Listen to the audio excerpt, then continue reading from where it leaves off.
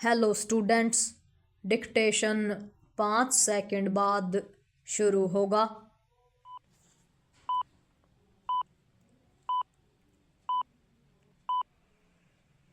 Start.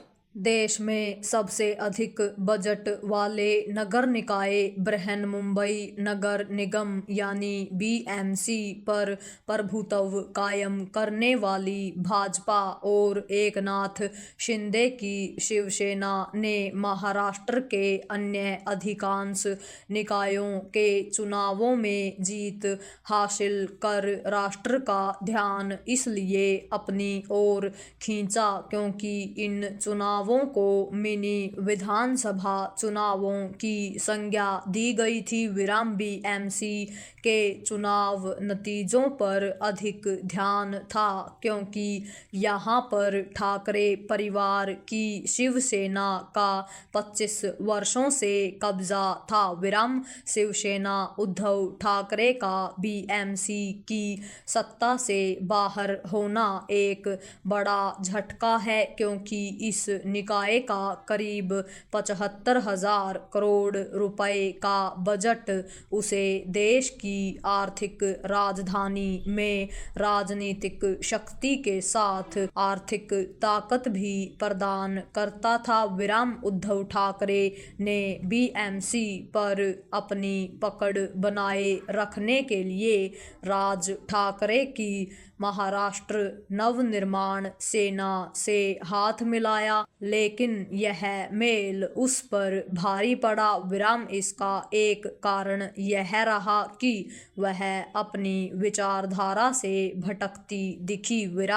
कभी भाजपा की स्वाभाविक सहयोगी रही शिवसेना ने पहले धुर विरोधी दलों कांग्रेस और राष्ट्रवादी कांग्रेस पार्टी से हाथ मिलाया, फिर निकाय चुनावों में मनसे से हाथ मिला लिया जो मराठी मानुस के अपने उग्र एजेंडे के कारण उत्तर भारतीयों के प्रति बैर रखने वाली पार्टी है।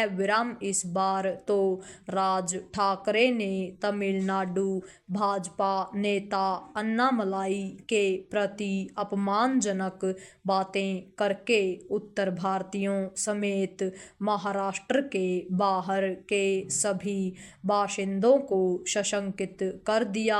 यह उद्धव ठाकरे के पराभव का दूसरा कारण रहा। उद्धव यह भूल गए कि अब राज्य के बड़े शहरों में अन्य राज्यों के लोगों की बड़ी संख्या है।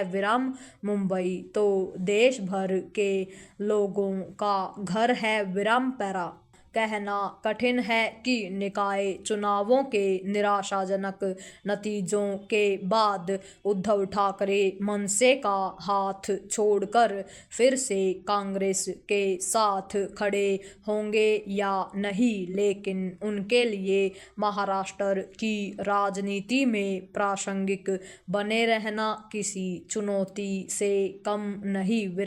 चुनौती कांग्रेस के सामने भी है क्योंकि निकाय चुनावों में अपेक्षित नतीजे न मिल पाने के कारण राष्ट्रीय दल के रूप में उसकी स्थिति और कमजोर दिखने लगी है।